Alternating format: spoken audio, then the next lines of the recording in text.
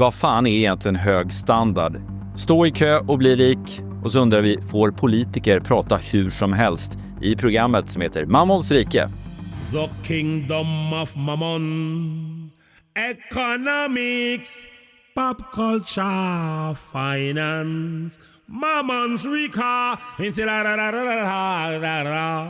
Ja, ny vecka, nytt Mammons rike, programmet som levererar det senaste från veckorna som gått. Aldrig först men alltid bäst, som vi brukar säga på redaktionen. Och den här veckan då gästas vi av ingen mindre än dig, Viktor Bartkron. Du är politisk kommentator på Expressen. Ja, det är en ganska korrekt beskrivning. Du är varmt välkommen hit till vår studio. Tack för det. Du är känd för dina stundtals ganska bitska politiska analyser i Expressen. Men vi har kollat ditt CV mycket noggrant. Du är ju inte lika känd för att du är speaker på Djurgårdens hemmamatcher på Tele2. Och har varit så i 18 år. Ja, precis. Jag är ju inte det längre. Och jag har aldrig varit så uppmärksammad i den rollen som när jag slutade vara det, skulle jag själv säga. Hur får man det gigget? Det är en väldigt lång historia. Okay. Jag tror att ni vill hinna med några fler ämnen. Men man kan väl kort säga att jag har varit engagerad i den här klubben sedan jag var 14. Och sen råkade jag halka in på det spåret ganska tidigt. För nu är det alltså slut. Du har fått sparken för att du var för ironisk. Jag har avgått på topp. Eller jag kände att laget behövde en ny röst efter 3 lite svaga säsonger i Allsvenskan. Så det var dags helt enkelt. Sport och sådär, det låter ju väldigt lukrativt. Tjänar man storkovan som speaker? Jag vet inte om man vågar svara på det här. Man har ju hört vad folk tjänar på E5. Men det är väldigt sparsamt skulle jag säga. Jag har jobbat gratis de senaste 7 åren eftersom jag inte får ha arvoderade uppdrag vid sidan av Expressen. Det gör mig ju rätt knusslig med sånt där på Bonnier som du vet, Fredrik. Men innan det hade jag faktiskt 1000 kronor på avskatt per match. Ja. Bra var du ironisk under matchreferaten? Det hände. Det här anfallet går ju verkligen jättebra. Oj, vad duktiga de är. Grattis killar. Ja, alltså han live-refererar inte, utan det är före matchen. Precis. Det är inte som en hype man. Okay. Nej, inte det heller. Publikservice. Bara berätta om förutsättningarna, vilka som ska spela och under matchen, vem gör mål, vem gör inte mål. Eller men vem får gult kort, rött kort, vem blir utbytt. I övrigt, men där man kan ha lite användning för sin fingertoppskänsla är väl då de här budskapen som måste förmedlas av andra skäl. Till exempel om någon bränner av en bengalisk eld, vilket är förbjudet då. Då säger regelverket runt svensk fotboll att spiken måste då läxa upp publiken. Och när man står där på sin 18:e säsong och vet att alla här vet vad reglerna gäller och vi vet också alla att vi har ett årsmötesbeslut på att vi ska verka för att avskaffa den där regeln, så är man inte jättepepp på att gå in och läsa upp den här upprörda paragrafryttartexten som man har fått i handen, utan då måste man hitta ett nytt sätt att framföra budskapet på ett sätt som får publiken att förstå att man egentligen tycker att det är löjligt. Och det här har du tröttnat på? Det här har jag gjort så många gånger så att jag tror att jag känner att jag kommer inte längre. Men jag tror att jag har ändå ansträngt mig för att använda lite finess där, för att inte folk ska hata mig för mycket. Jag tänker, om vi kombinerar dina 2 stora intressen här, och fotboll och politik. Vilket politiskt parti påminner mest om Djurgården skulle jag säga? Och du får snälla svara inte Liberalerna, jag är också Nej, liberalare. Det kan man ju inte göra när det ser ut som det gör för Liberalerna. Nej, jag tycker det är genuint svårt. Alltså, Hammarby och Miljöpartiet är ju sån här given kombination annars rent så här kulturellt. Man har en självbild som alternativ, men egentligen så är man mest så här konsulter på Södermalm. AIK, det är svårt. Det är något stort och lite drygt parti som vars självbild inte riktigt motsvarar prestation. Och det där är inte helt lätt att hitta i politiken just nu. Det var sossarna för 15 år sedan kanske, eller Sverigedemokraterna om 10 år kanske. Men Djurgården, jag vet inte ärligt talat. Jag funderade på det där. Det är något som alltid hänger med, som är lite större än vad andra tycker att det borde vara och som faktiskt får till det riktigt bra mellan varven. Så det är väl typ Kristdemokraterna då kanske. Ja. Bra svar. Jag tänker annars att min reflektion var att IFK Göteborg, de är väldigt mycket som sossarna. Lever på fornstora dagar, har höga förväntningar. Skillnaden är ju att sossarna faktiskt presterar fortfarande. Det var ganska länge sedan Blåvitt gjorde det. Mammons Rika. Fasten your seatbelts. Moderaterna har sparkat igång valrörelsen med en 10-årsplan. Med drygt 8 månader kvar till valet så lanserar man nu visionen om att Sverige ska ha EUs högsta levnadsstandard 2036. Agri, äntligen ett parti med en vision som sträcker sig längre än nästa mandatperiod. Eller? Jag har ju klagat på avsaknaden av vision. Sen kanske man skulle kunna ha lite högre ambitioner än vi ska bli rikast. Men det är fine, det är liksom kör. Det är en vision om en materialistisk. Ja.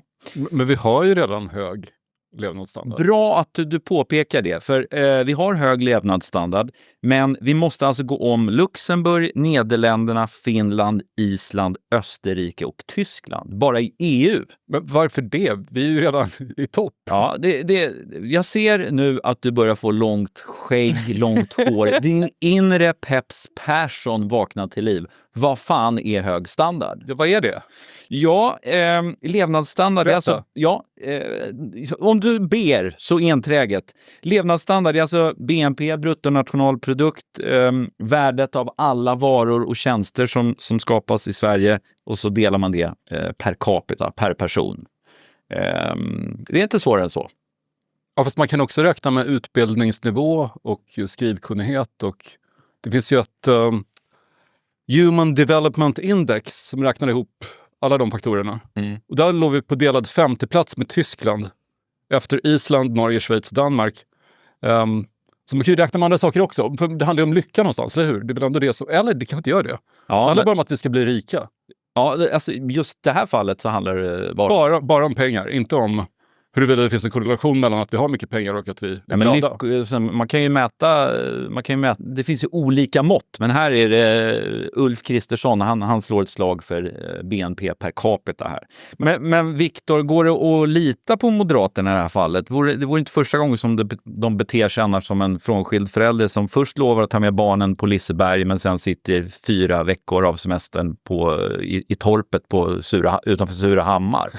Jag är lite osäker på vad du tänker på. Jag tänker att man gick till exempel till val 2022 på att man skulle få upp tillväxten ordentligt. Man kanske inte kvantifierade den på det här tydliga sättet, men ändå. Nu har det väl kommit någon siffra som pekar på att det finns en liten marginell uppgång nu, så de skulle naturligtvis hävda att du har fel här. Men de är inte här och kan försvara sig, så det kan vi bortse ifrån helt. Jag vet, Anna, det här målet, det är ju lite märkligt ändå, på samma sätt som när Stefan Löfven för Socialdemokraterna då talade om att vi skulle ha EUs lägsta arbetslöshet till 2020. Problemet är ju detsamma, att varför då? Vad är poängen med att sätta ett mål som är helt relativt någon annan? Det finns ju inget i det här målet som Moderaterna sätter upp nu som säger att vi kommer vara rikare om 10 år. Det räcker ju med att de andra har blivit fattigare. Har vi vunnit någonting då mer än så här, glädjen i att få trycka till Norge?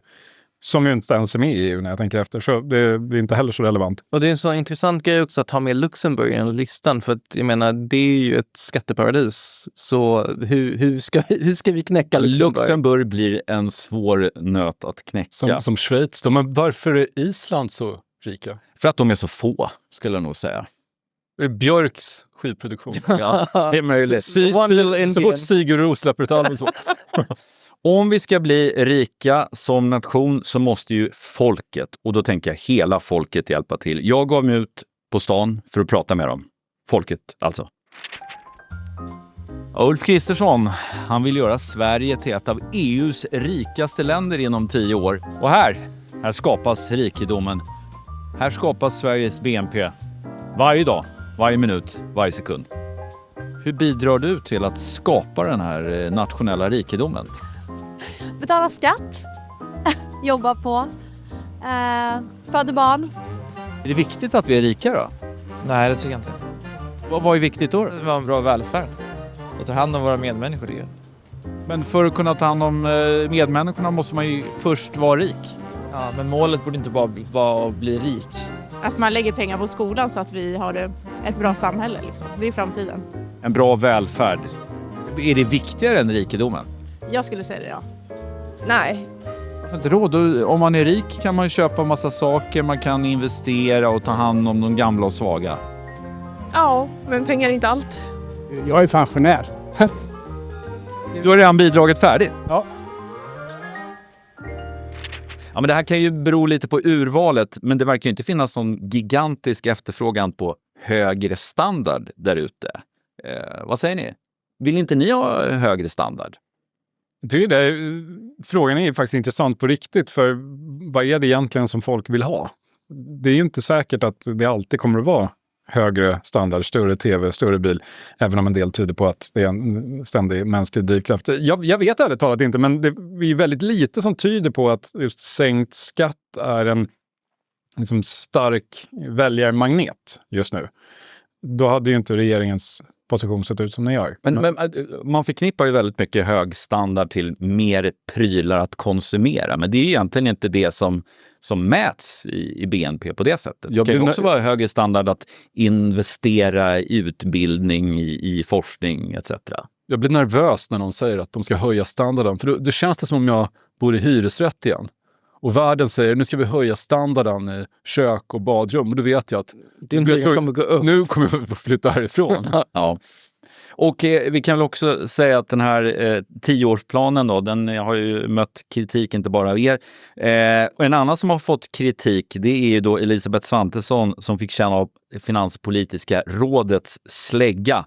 Citat, kommande generationer får betala. Det är en av invändningarna i Finanspolitiska rådets uttalande.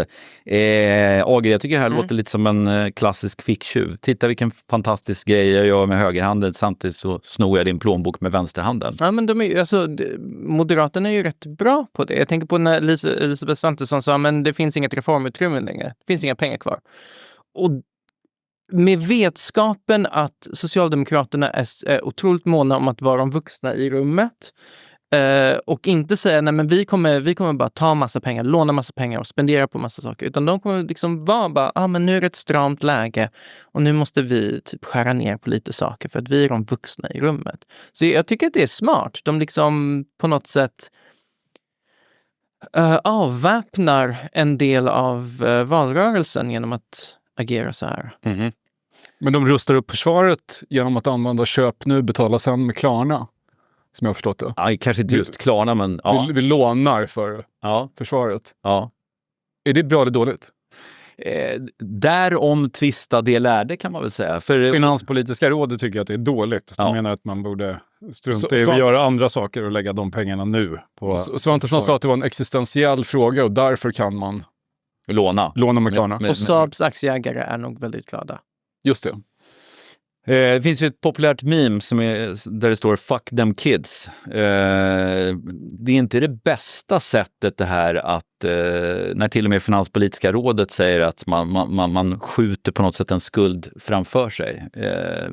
Borde Moderaterna bli bättre på att liksom appellera till nästa generation, de yngre väljarna? Jag tror inte de yngre väljarna fattar det här riktigt än. De märker nog det sen när de inte får några pensioner eller när hela klimatet kollapsar. Jag menar, det finns väl ingen mer episk fuck them kids än vårt sätt att hantera miljöfrågan. Samtidigt är det så att unga människor i högre utsträckning är lite borgerligt sinnade om man ska tro opinionsundersökningarna. Men du, Viktor, hur ska då sossarna och vänstern kontra på det här? Behöver de ens det? Det är ju ganska intressant på riktigt eftersom har man följt liksom, debatten i och kring svensk vänster, i och kring Socialdemokraterna det senaste decenniet, så handlar det ju mycket om att göra upp med hela idén bakom det Finanspolitiska rådet. Det finns starka krafter och röster som vill se en helt annan ekonomisk politik där man lånar mer för att investera i ännu fler saker, inte bara militären utan infrastruktursatsningar, klimatsatsningar, det ena med det tredje, och menar att det är inte alls så att vi skjuter betalningen till våra barn, utan tvärtom så ger vi dem ett rikare land eftersom vi investerar i framtiden. Och de här grupperna som har drivit på för det här, de tycker att de har fått gehör på partikongress efter partikongress, så har de tvingat fram någon skrivning att och nu minsann står Socialdemokraterna för något helt annat. Och så kommer Magdalena Andersson, formad av nedskärningsåren på 90-talet, ut och talar om att nu är det tömt i ladorna, nu ska jag sanera statsfinanserna en gång till och kul ska det bli för mig. Det är liksom, hon brinner för åtstramningspolitik. Hennes parti vill egentligen något helt annat, men ingen vågar ifrågasätta sin ledare. Så det gör ju att den här frågan är ju egentligen knepigare för vänstern än vad den är för högern, just för att man är helt enkelt inte riktigt överens politiskt heller. Moderaterna är väl, har väl lite lättare med det där. De tycker att vi lånar det till försvaret och skattesänkningar, då är väl det bra. Och så tänker man inte så mycket mer på det där. Men Socialdemokraterna, och särskilt en sån som Magdalena Andersson som är så oerhört formad av sin roll som nationalekonom. Hon tänker jättemycket på det här. Och när hon var finansminister så hatade de Finanspolitiska rådet just, men inte för att de var borgerliga utan för att de bara hade fel och när de kritiserade henne. Men andra socialdemokrater och vänsterpartister och miljöpartister, de vill ju avskaffa Finanspolitiska rådet för att det är Anders Borgs gamla överrock för att förneka möjligheten att driva vänsterpolitik. Men nu är det sossarnas bästa vän plötsligt. Spännande det där. Vem skapade Finanspolitiska Anders rådet? Borg. Han skapade det själv. Eller som en enhet i... Finanspolitiska rådet i dess nuvarande form är från 2007. Alltså när alliansen hade tillträtt första gången. Sen fanns det konstruktioner som påminner om den innan. Men måste folk ta hänsyn till vad de säger? Det är bara, de är ju rådgivande. Det är som klimatpolitiska rådet. Okej, så det är inte... En remissinstans. De har inte mandat att bötfälla folk. Nej. Deras roll är att förnedra folk som gör fel offentligt. Det är liksom det som är poängen. Ja, men de är en myndighet som har i uppdrag att kommunicera hur väl regeringen följer sina egna regelverk. Och... För det låter ju väldigt allvarligt när någon får kritik av Finanspolitiska rådet. Ja, det är ju meningen. Men när borgarna instiftade det på det här sättet så såg de nog framför sig att det skulle bli en bra instans för att skälla ut vänsterpartier för att driva vänsterpolitik. Och precis som när Miljöpartiet skapade klimatpolitiska rådet, hela poängen med det var ju för att låsa alla till Miljöpartiets dåvarande politik. Som de visserligen hade skrivit under på men kanske inte riktigt tänkte sig att följa, vilket vi nu har fått bevis på. Så det där är ju en konstruktion som man kan diskutera om den. Det är lite som en lagrådet också på rättsområdet. Också bara en ren tyckarorganisation som alla struntar i. Fast de kanske inte borde. Keep watching the kingdom of Mammon. Keep watching the kingdom of Mammon. Apropå att göra Sverige rikt, enligt ny forskning i nationalekonomi så är plikt eller värdet av att göra saker som ingen ser ett av samhällets mest värdefulla tillgångar. Tydligen kan 20-40% av BNP vara kopplat till just plikt och kultur.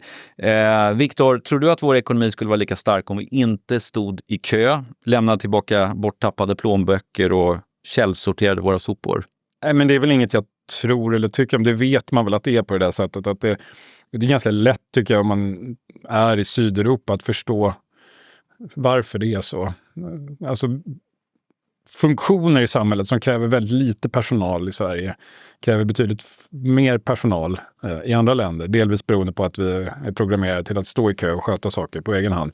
Det är klart att det där ger en mer effektiv ekonomi som gör att vi är rikare. Sen kanske inte nödvändigtvis är trevligare, men jag tror att ur rent Magdalena Andersson Finanspolitiska rådet perspektiv så är det ganska uppenbara fördelar. Agri, vad beror det här på egentligen? Att vi står i kö och är så pliktmedvetna, om vi nu är det? Jo, men det är vi. Jag tror också att vi har en idé om att vi är det. Jag läste en essä av en skräpforskare som forskar kring skräp och som liksom superintressant.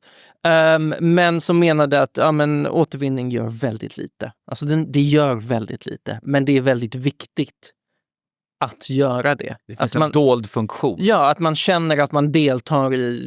Vi är alla överens om att det är ett problem och vi deltar i det.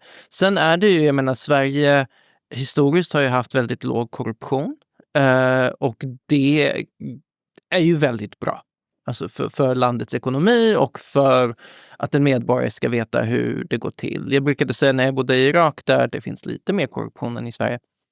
Att det liksom, vill jag ha ett personbevis i Sverige så kan jag få det lika fort som kungen kan få det. Om nu kungen har personbevis, jag vet inte. Men det är liksom alltid så effektivt att det inte finns någon möjlighet för någon att ta en genväg för att jag kan få det via mitt bank-ID genast. Sen har ju det börjat luckras upp. Alltså det är ju mycket mer korruption nu i friskolekoncerner och så vidare och vänskap med olika politiker än det var kanske för 20 år sedan. De har ju en plikt gentemot sina aktieägare. Ja, och där finns det väl en inneboende konflikt mellan staten och kapitalet. Varför viskar du så när du säger det är staten min och kapitalet? Petröst. Det rör på sig i den mediala ankdammen i Sverige. Förra veckan stod det nämligen klart att Aftonbladet startar radiokanal. Mediemyndigheten har beviljat det Schibsted ägda mediehusets ansökan om att sända marksänd radio. den största satsningen på redaktionell media sedan EFN. Hörrni, vad säger ni om det här? Ja, Du tittar på Larry Fink och ler i mjugg. nej men jag är lite fascinerad. Jag hade ingen aning om hur det funkade det här med radio. Att det känns som ett så 1900-tals fenomen det här med kommersiell marksänd radio. Ja. Men det är ju tydligen stort och det är ju kul att någon gör det. Ja, du är ju annars Bonnier-lakej. Ni är ju mot mångfald och mot nya mediesatsningar. Vi är för mångfald så länge den är intern.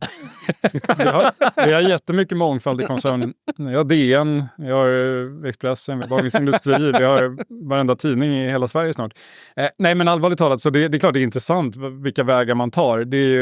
Vi satsar ju också på ljud. Sen tror jag inte att någon hos oss har bollat upp tanken att vi skulle ha en marksänd radiokanal. Jag är väldigt glad att vi inte har det rent personligen, för att bara se framför mig hur enormt mycket de kommer behöva producera om det där ska bli bra. Om de inte bara ska spela musik hela tiden, men det låter inte som att det är det som är tanken. De producerar jättemycket poddar redan nu. Men det ska bli bra, sa jag.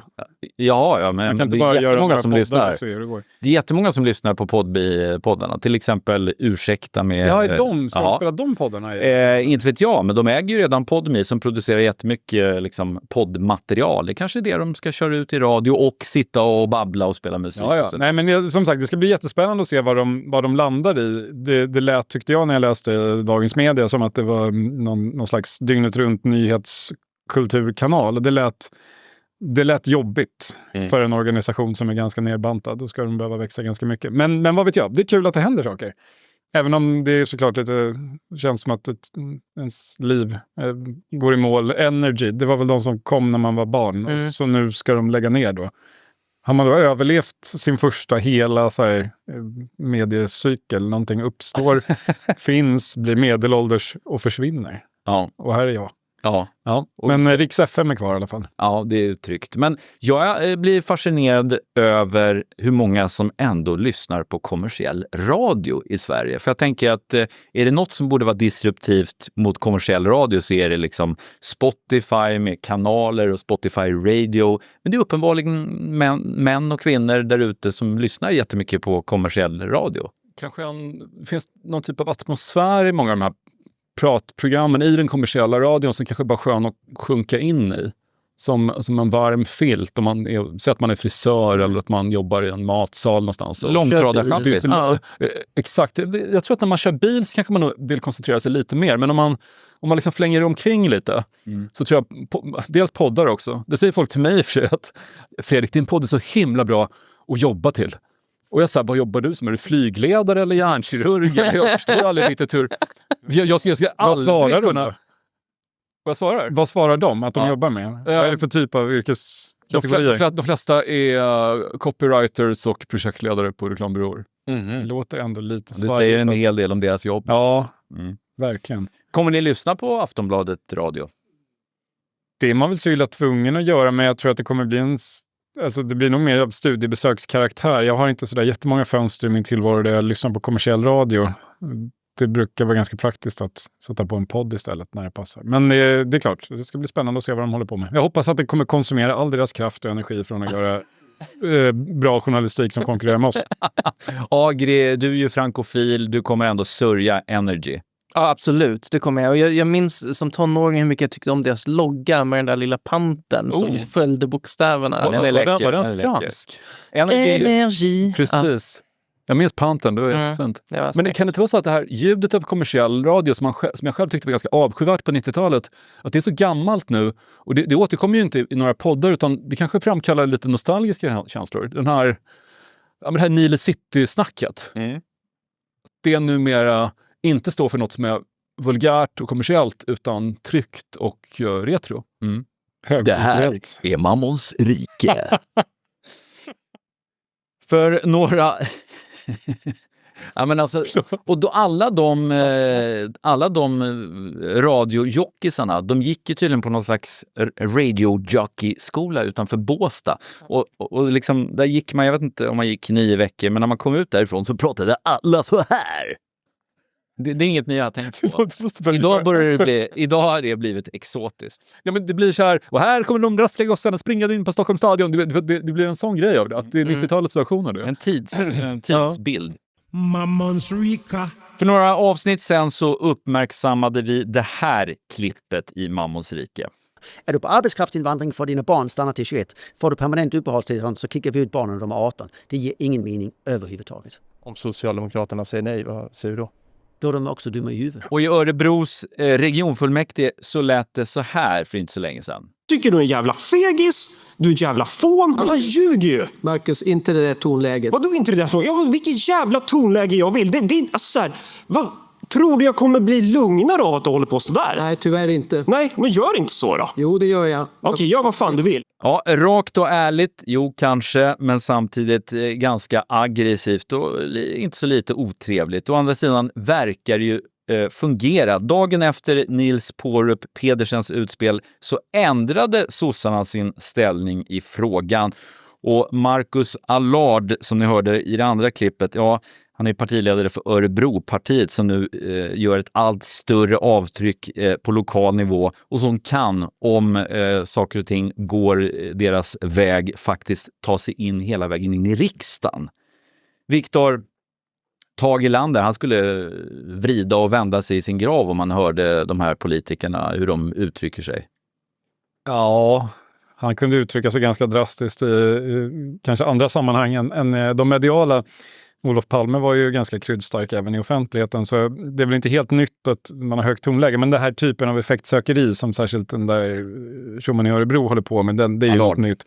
Och det är ju någon slags TikTokifiering av politik, att man kommer in för att skapa klipp snarare än för att driva igenom reformer eller något i den stilen. Men du antyder här att det är ingen ny företeelse riktigt att vara konfrontatorisk och gå på person. Nej, det är ju inte det. Det är som att varje tid tror att det har blivit så förfärligt jämfört med det här djupt civiliserade förflutna som man kommer ifrån.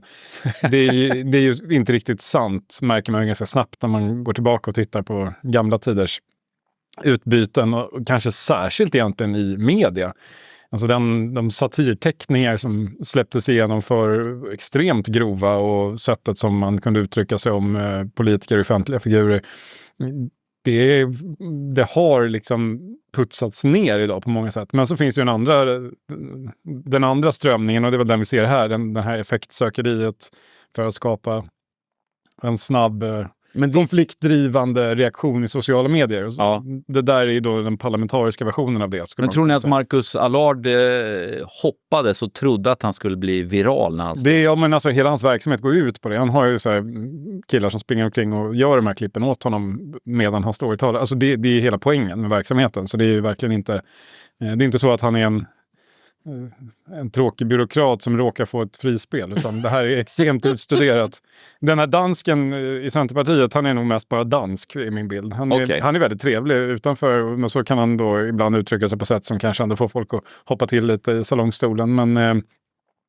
Men han är ju en seriös politiker egentligen.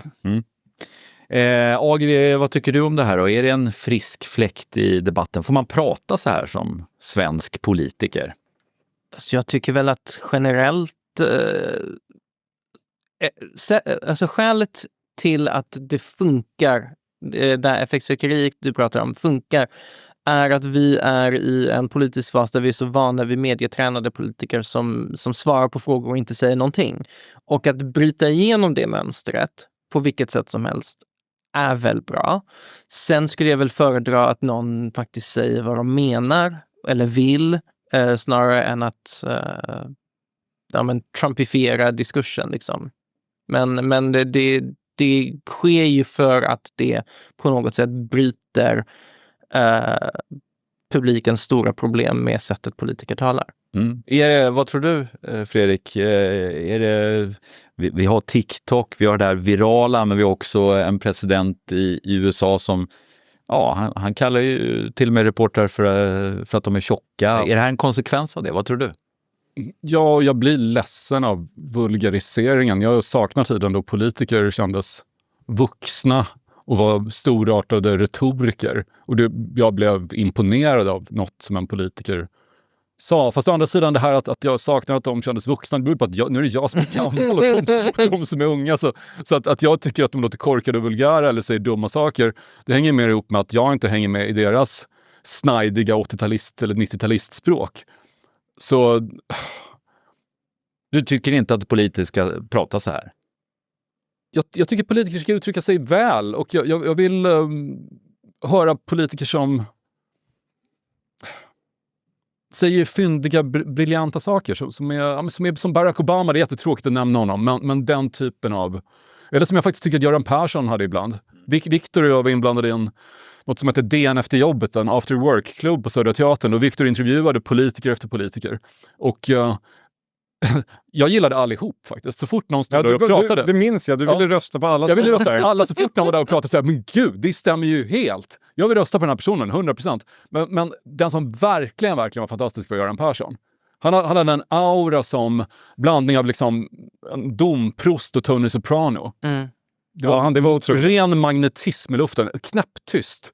Kommer det bli mer av den här, som ni säger, vulgariserade en del av det här är också sättet partierna formar sitt budskap ifrån vad som sägs. Så här, när två personer har en debatt, så klipper ju SD om det och så står det liksom här, se hur Jimmy krossar Nooshi.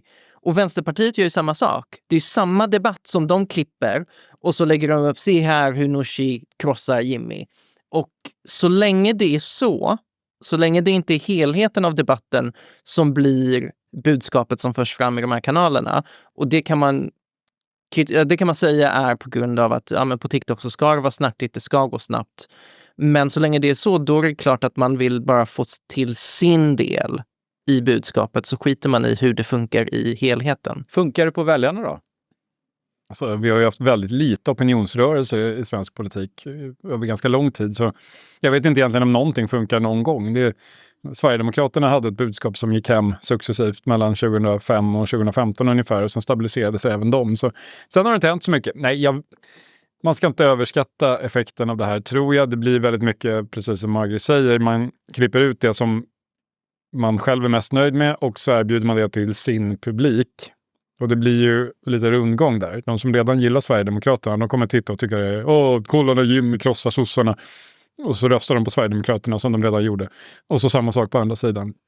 Och ingenting förändras ju. Utan det är väl snarare att möjligheten att faktiskt förändra, faktiskt bryta igenom, blir ju mindre när det funkar på det här sättet. Eftersom färre utsätts för det andra perspektivet. Och det är ju de du egentligen behöver nå för att förändra ett valresultat. Och det där är ju lite intressant. Jag tror man kommer att analysera det där lite djupare. Om inte redan nu så efter det här valet. För det här blir ju, har du sagt sen jag började bevaka politik 2010, att nu blir det stora sociala medievalet. Men det här blir väl det riktigt stora videovalet. Alltså vi har ju haft Facebook-val, TikTok-val eller Twitter-val och sådär. Men nu är ju just det här 30-sekunders-klippet så helt dominerande medieform för nästan alla generationer.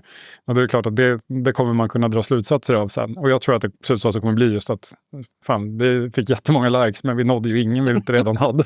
Shop och Sally, bing bing bing bing bing bing bing bing bing. Jag tänker inte släppa ut er ur den här trånga, svettiga studion med massa kameror innan ni har avlagt en köp- eller säljrekommendation. Och av någon anledning så börjar jag med dig, Agri. Ska du köpa eller sälja någonting? Jag ska köpa. Vi har ju pratat mycket om vinter-OS-sporten de senaste veckorna som jag kollar väldigt lite på. Så jag vill rekommendera någonting för alla de som inte fattar skidåkning. VM i skoputsning.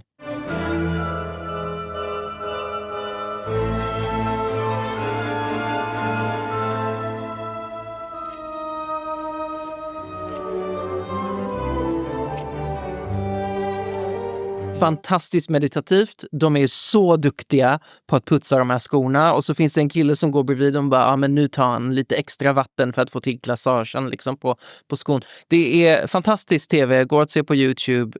VM i skoputsning. Hur mäter man resultat? Ja, där finns det ju domare. Det är ju som lite som konståkning. Liksom. Det finns ju vissa saker som de måste klara av. Och sen är det ju en estetisk bedömning på. Men det är precis curling fast de inte rör på sig. Ja, typ så. Fick du till det? Ja, men köp VM i skoputsning där. Fredrik, du då? Vill du köpa eller sälja något?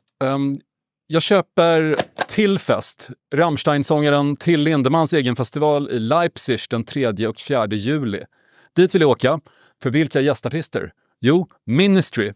USAs 250-årsdag. Om man ser Ministry, det starkt Trump-kritiska Ministry som leds av Al Jorgensen. Som de flesta vet inte det, men han är ju kuban. Han är född på Kuba. Så han är ju latino. Oj, en nyhet här levereras av Fredrik Strage. Vår ärade gäst, Viktor Bart Kron då. Du måste nu komma med en köp- eller säljrekommendation.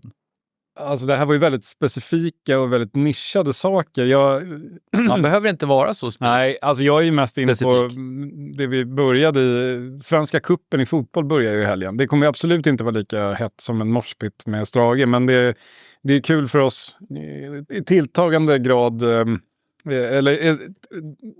Det börjar bli väldigt, väldigt, väldigt stort där med svensk fotboll. Det har ni säkert redan märkt, men jag tror att det kommer kunna bli ännu större, så jag skulle säga investera där. Men det kan man ju inte eftersom vi har såna här folkrörelseregler. Vi köper hela Svenska kuppen. Om du vill köpa hela Svenska kuppen så gör vi det. Jag skulle säga att den fortfarande är lite undervärderad med tanke på vad som ligger i potten. Ja, men direktplats. då är det bara 6 matcher bort. Stark köprekommendation från Viktor Bart Kron alltså. Vi tackar för den, vi tackar för din medverkan och vi tackar dig som har tittat eller lyssnat på oss. Vi är som vanligt tillbaka om en vecka på lördag. Eller när man vill lyssna. This is the end and we will be back. The kingdom of Mammon. Det här var en produktion från EFN. Tillfällig ansvarig utgivare Erik Emanuelsson.